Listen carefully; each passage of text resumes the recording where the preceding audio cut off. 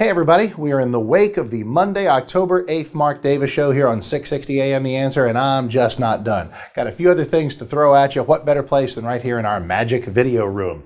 As we speak today, Mitt Romney is delivering that foreign policy speech. It's extremely important for Governor Romney to carry this forward with some very specific ideas. It's an opportunity for him to set up some clear differences between what the world would be like and what America's place in it would be like if he were president versus the kind of sorry state of affairs that we have now.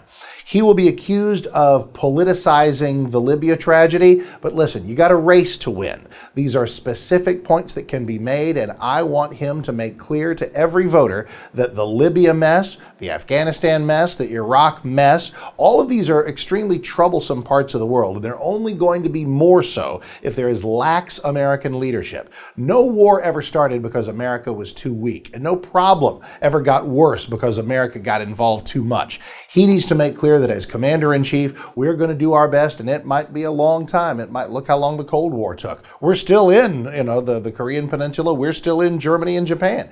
And this kind of thing takes time. He's got to call on the American people for patience, and we're an impatient, ADD, short attention span kind of country. It's going to be a challenge. But what does he do to offer up the evidence? He points to Libya and says, well, look, this is what happens when you have an administration that not only is weak, but will lie to you. You know that Libya was a mess. The Obama administration knew that Libya was a mess. They knew that they needed added security. And at hearings to be held on Wednesday, Darrell Iss's Committee on Government Reform and Oversight, look for one of the subcommittee chairs, Congressman Jason Chaffetz of Utah, to have a key part in this, as well as a gentleman, a Green Beret from the Army National Guard, who is working security. He's going to have some key testimony on Wednesday during the day. Look for that, and you know we'll be covering it.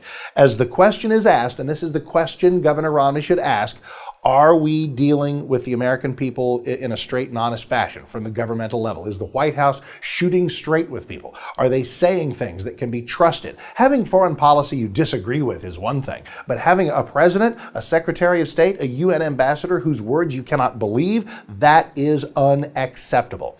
All of this leads up to the Thursday night debate.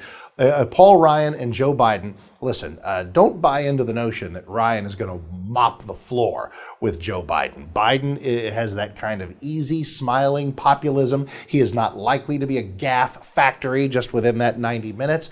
He'll probably do fairly well, but so will Paul Ryan. Biden will do better than his boss. If Paul Ryan is half as good as Mitt Romney, we're going to be okay. We'll, of course, be talking about that as we prepare for it on Thursday, and on Friday we'll have everything you need in terms of excerpts from that debate, et cetera, et cetera. If you're watching this still on Monday, on the Tuesday Mark Davis show, we'll have plenty of excerpts from the Mitt Romney foreign policy speech. We'll talk about local news. We'll still continue to recover from the Rangers' loss against Baltimore. Postseason baseball without the Rangers.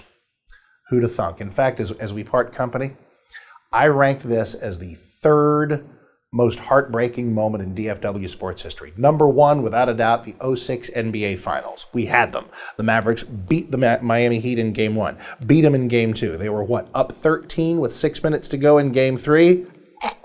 Choked in that game, and then 3 more were out. Now, we've got an NBA championship since then against the Miami Heat, which has enormous healing power. But at the time, that was a knife to the gut. Number two, 2006, 2007 NFL season. It's early 07. Cowboys are at Seattle. We're down 21-20. Grammatica's about to kick that chip shot field goal, but Tony Romo out of the hold. It's flubbed, and he's got to try to run into the end zone. And Babineau tackles him from the back, and the Cowboys they go from instantly advancing to the next round to going home. That's number 2. And this was number 3. You may differ with me on that. You may differ with me on everything. And here's a place where you can. The Mark Davis Show, every day, 7 to 10 a.m., right here on 660 a.m. The Answer.